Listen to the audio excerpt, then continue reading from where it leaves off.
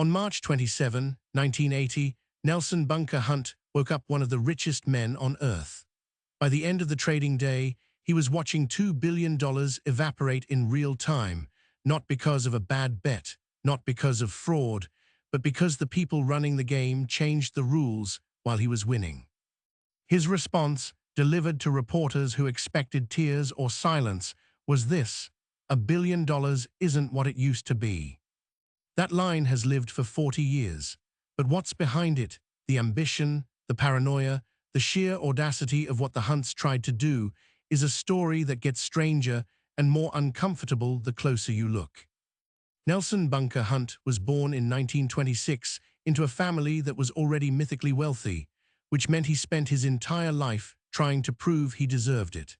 His father, H.L. Hunt, was a Texas wildcatter who had parlayed a poker win and a handshake deal into one of the largest oil fortunes in American history.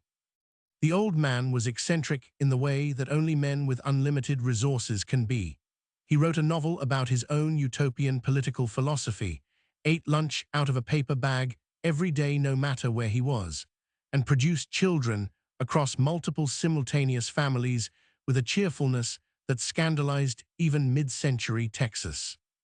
H.L. left his sons not just billions, but a particular worldview, that the established order was a game run by insiders, that real power came from controlling real things, and that the cautious man always finished second.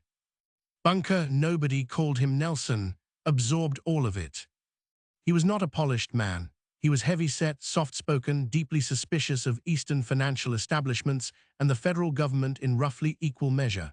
He wore rumpled suits, he ate at modest restaurants, and he had a gift, almost a compulsive one, for large-scale resource accumulation. Oil fields in Libya, thoroughbred racehorses. At his peak, he owned roughly 500, including the 1974 French champion Dahlia. He had cattle ranches spanning hundreds of thousands of acres. He was, in the most literal sense, a man who believed that wealth meant owning things you could touch and weigh, and if necessary, defend. The Libya oil fields were eventually nationalized by Muammar Gaddafi in 1973, and that loss, somewhere in the range of $1 billion, did something to Bunker Hunt's thinking. It confirmed what he already half believed, that paper currency was a fiction maintained by governments who would, when it suited them, simply take what they wanted. Dollars could be printed, agreements could be broken, but silver was real. You could hold it, you could move it. You could, in theory, own enough of it that no government, no central bank, no Gaddafi could reach you. This is where the story stops being about wealth and starts being about something harder to name, a kind of monetary theology. By the mid-1970s, Bunker and his brother Herbert had begun quietly buying silver. Not silver futures, actual physical silver, which they took delivery of, and in an act of almost theatrical conviction, flew to Switzerland in chartered 707s to store in vaults beyond the reach of American authorities. The quantities were extraordinary. By some estimates, they held 40 million ounces of physical silver before they ever got seriously involved in the futures markets. But to Bunker, this wasn't enough. Silver was undervalued, the dollar was collapsing under Carter-era inflation, and he was certain, with the absolute certainty of a man who had been right before, that the price was going to rise. He brought in partners, Saudi investors, most notably a group connected to the bin Mahfouz and Al-Amoudi families, joined what became known loosely as the Silver Pool. Together, they began accumulating futures contracts on a scale that had no precedent in the history of commodity markets. By late 1979, the Hunt Consortium controlled an estimated 200 million ounces of silver in physical holdings and futures positions combined. That was, by credible estimates, somewhere close to 1/3 of all the silver in private hands on Earth, excluding government stockbills. The math of what they were doing was simple. Silver is not a massively traded commodity. When you concentrate that much of it in a single set of hands, you are no longer a participant in the market. You are the market. Every time Bunker and his partners bought more, the price rose. And because the price was rising, their positions became more valuable, which gave them the collateral to buy more. It was a feedback loop of almost perfect elegance, and it worked for over a year. In early 1979, silver traded at around $6 an ounce. By September, it had crossed 15. By December, it was pushing 30.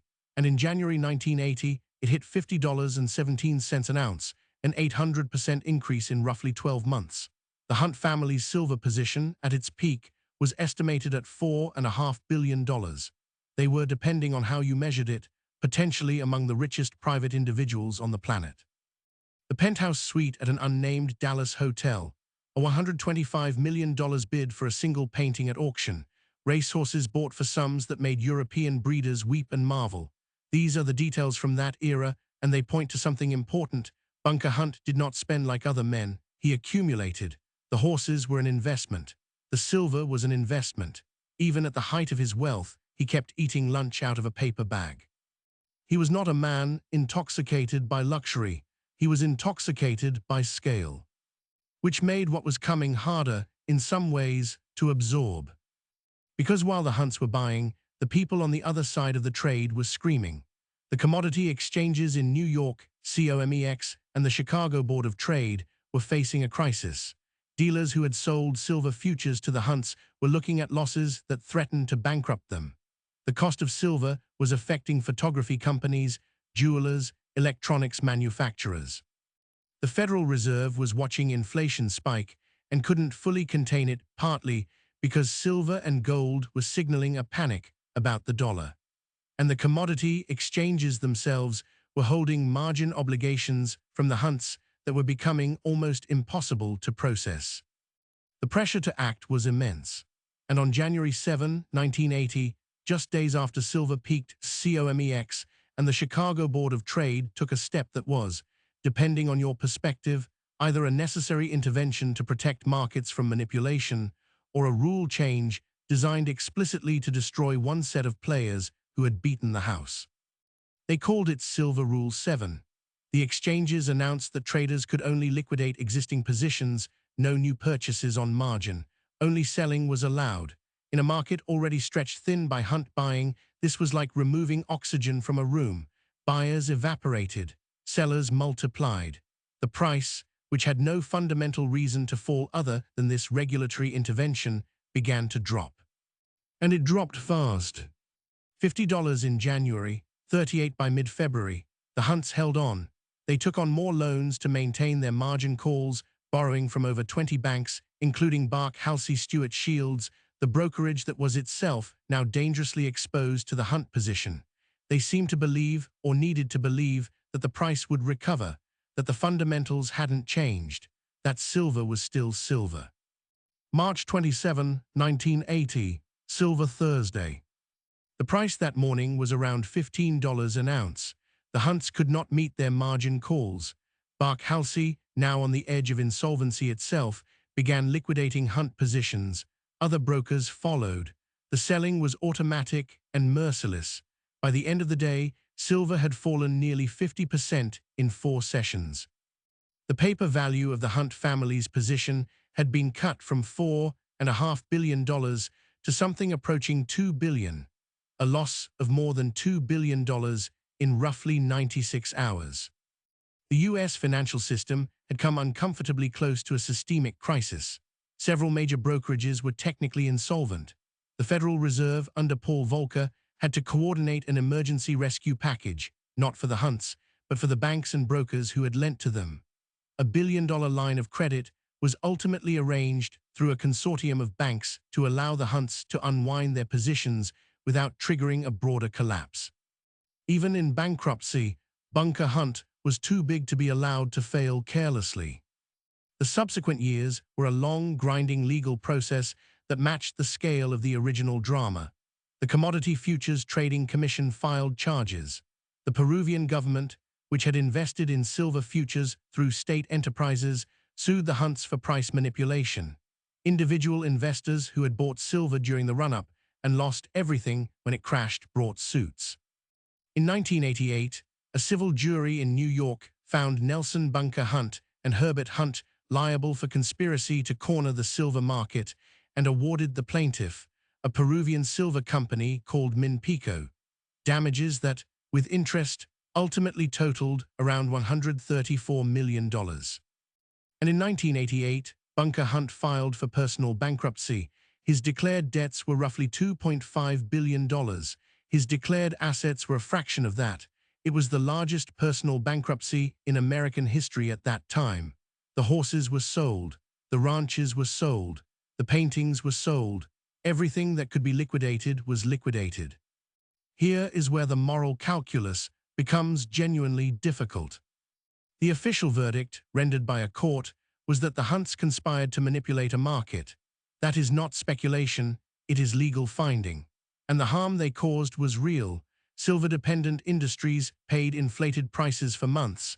Small investors who bought near the peak lost their savings, and the broader commodities markets were destabilized in ways that rippled outward. But the counter-argument does not disappear under the weight of that verdict. The exchanges changed their rules in the middle of a trade. The specific mechanism that destroyed the Hunt position, Silver Rule 7, was announced and implemented while their positions were open, in a way that made it structurally impossible for them to exit without catastrophic loss. If a private investor had done this to a counterparty, suddenly announcing mid-game that the counterparty could only sell and not buy, it would itself be considered a form of manipulation. The Hunt brothers were hunting in a jungle, but when they caught something too large, the jungle changed its laws. Whether Bunker Hunt ever fully processed this irony is unknowable. What is documented is the quote, the almost surreal composure with which he greeted the loss of more wealth than most nations would ever accumulate. $1 billion isn't what it used to be. It reads like arrogance. It might also read as a man so thoroughly marinated in enormous numbers that he had lost the ordinary human ability to feel their weight. Or it might be the most perfect, most compressed expression of dignified defiance ever uttered in the history of American capitalism. He died in 2014 at 88 in Dallas. He had spent his final decades in much reduced circumstances by the only standards he had ever known, which is to say, he was still not poor by any normal measure, still surrounded by family, still, by accounts from those who knew him, eating carefully and thinking large.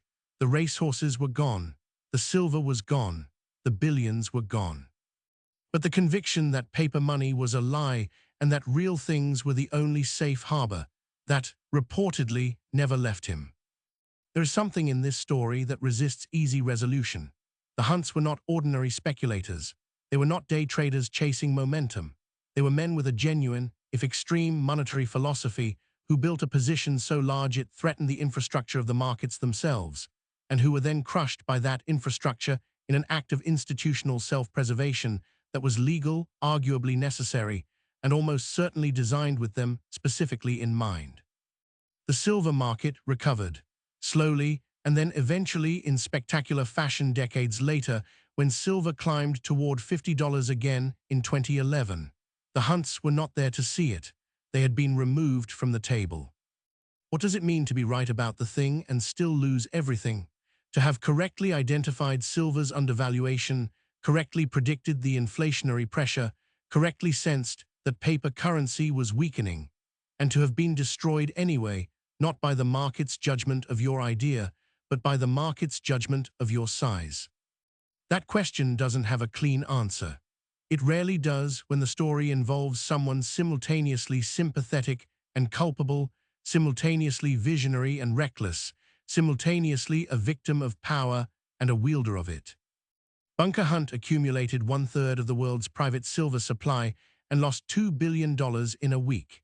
His story sits at the intersection of monetary history, legal history, and the oldest and most unresolved tension in capitalism, whether markets are systems of freedom or systems of control, and who gets to decide when someone has played the game too well.